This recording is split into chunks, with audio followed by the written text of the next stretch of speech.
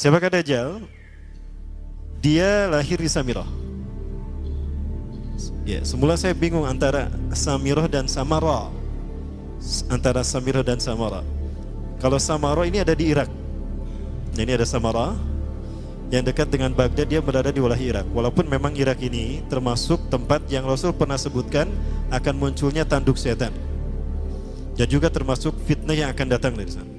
Al-fitnah satakhruju min hahuna. Fitnah akan datang dari arah sana. Rasulullah mengurunya ke Irak.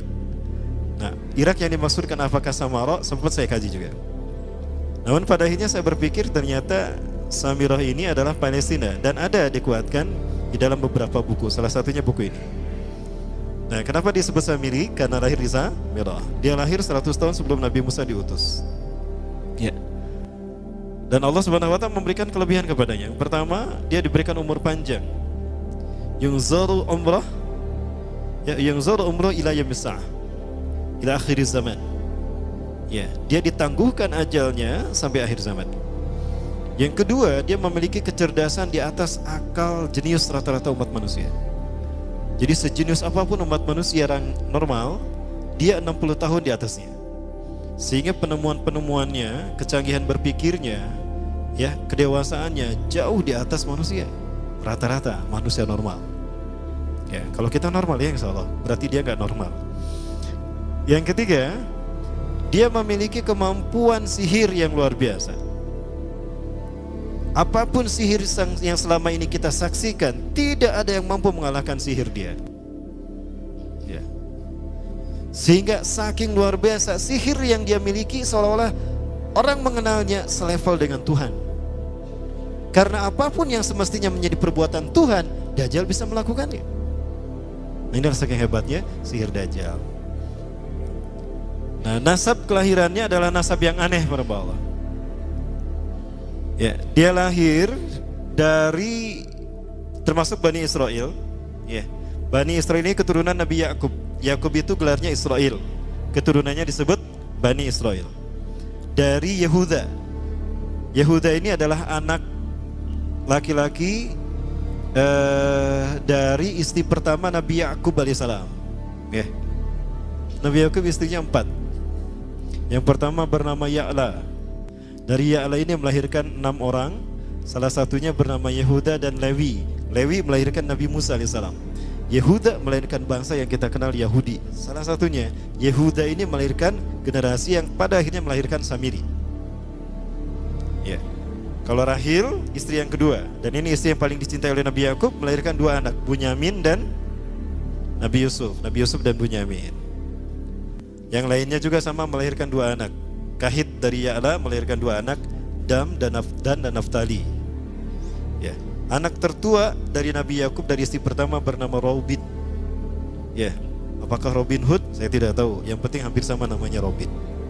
Nah, dari Yehuda inilah lahir Samiri. Nah, ayah dan ibunya, kakek dan nenek Samiri ini adalah para penyembah berhala. Karena Samirah saat itu terkenal penyembah berhala.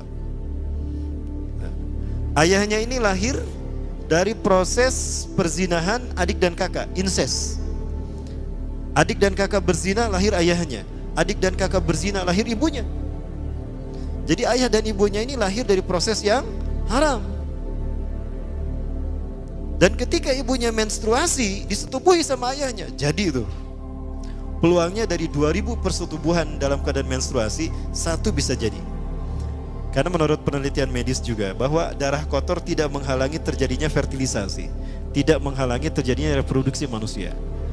Jadi tetap pembuahan ovum oleh sperma bisa terjadi walaupun ada dalam medium darah kotor menstruasi. Ya. Nah, ketika itulah hamil dan lahirlah Samiri. Rasulullah SAW menyebutkan dalam Musnad Imam Ahmad, ya, ayah dan ibu Dajjal ini melewati perkawinannya selama 30 tahun tanpa melahirkan seorang anak pun. Dan di tahun ke-30 pernikahannya melahirkan Dajjal, melahirkan Samiri. Kelahirannya ini akan menjadi petaka bagi kedua orang tuanya.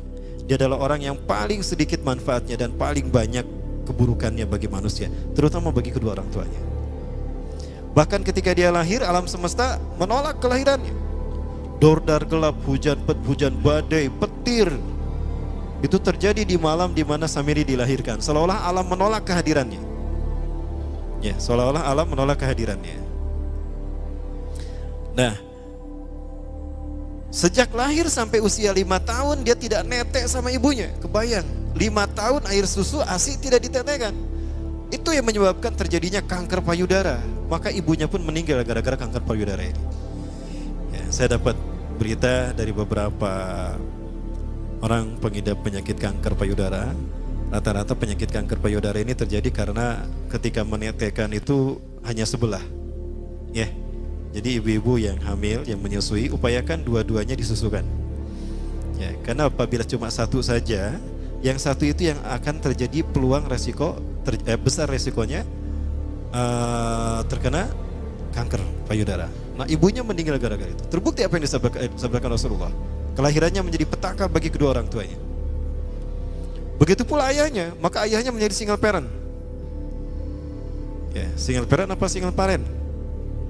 Ya itulah ya, single parent. Dibacanya parent ya, parenting. Nah kemudian